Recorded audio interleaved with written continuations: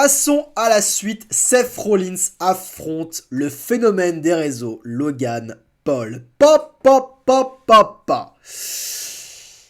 Logan Paul. Logan Paul. Vous savez ce que j'en pense si vous me suivez. Le gars, il est talentueux comme pas possible. Il a un don pour ça. Il a un don pour le catch. C'est abusé. Il a une hit naturelle. C'est un parfait heel, arrogant, prétentieux. Il est parfait. Il est lui-même en finale. Mais sur un ring, il démérite pas. Son match face à Roman Reigns était dingue. Il a soulevé les foules, il a prouvé à tout le monde le contraire. Et là, il a l'occasion d'affronter Seth Rollins, l'un des meilleurs workers au sein de la compagnie. Avant de parler du match, les entrées, comme d'habitude, WrestleMania, les entrées sont dingues. L'entrée de Logan Paul avec sa tyrolienne, où il se prend pour je sais pas qui, il se fait entrer à la Shawn Michaels, ça marche de ouf, ça marche avec son personnage. Et Seth Rollins qui est over actuellement uniquement grâce à sa musique, et l'entrée met en avant sa musique pour le mettre over, chef d'orchestre, la foule qui chante, oh, oh, oh, boum, et Seth Rollins rentre dans une tenue pas possible. Parlons de ce match. On va surtout parler de Logan Paul parce que Seth Rollins n'a plus rien à prouver, il a une marge de progression très très faible. Maintenant Seth Rollins il est un peu au prime, c'est très compliqué pour qu'il progresse. Par contre Logan Paul a encore une grosse marge de progression et c'est intéressant de voir à quel point il avait progressé depuis son match face à Roman Reigns. Et le mec a progressé de dingue. Le mec a encore progressé de dingue. Il a progressé sur son selling, il vend beaucoup mieux, ses offenses sont moins brouillonnes, il sait mieux où se tenir sur un ring et justement il sait rendre plus visible ses offenses. Il catch vraiment bien. J'ai l'impression qu'il a amélioré son cardio aussi. Il est un peu moins essoufflé que face à Roman Reigns. J'ai l'impression. Il prend le temps de gérer la foule. Il prend le temps de prendre de la hit.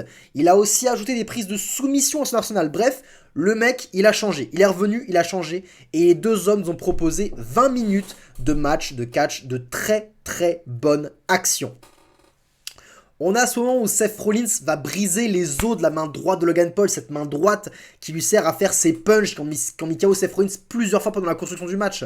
Et justement, à un moment, Logan Paul va placer cette droite légendaire qui n'a jamais paru aussi brutale. Le signe de Rollins est parfait, l'offense de Paul est insane, ce punch il marche du feu de Dieu. Très beau travail de catcheur. Mais justement, il vient de se faire briser les os de sa main, donc il scelle la main. Rollins c'est KO, mais Logan Paul est en train de sceller la main, il a extrêmement mal et il met trop de temps à faire le tomber. Et Seth en profite pour kick out.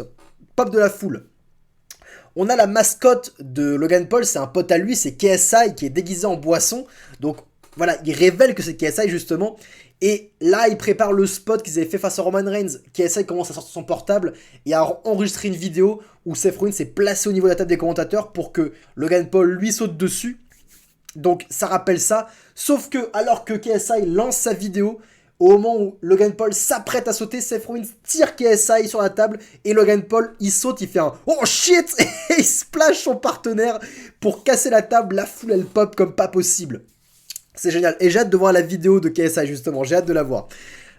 Les deux, ils sont sur le ring. Logan Paul, il te sort un JTS, un go to sleep sur Seth Rollins. On a quelques chances CM Punk du coup. Il suit ça d'un 5-star frog splash, mais il s'arrête pas là. Il s'apprête à faire un coast to coast. Là, je me dis, mais putain, mais le mec, il vole tous les mouvements signature des autres catcheurs.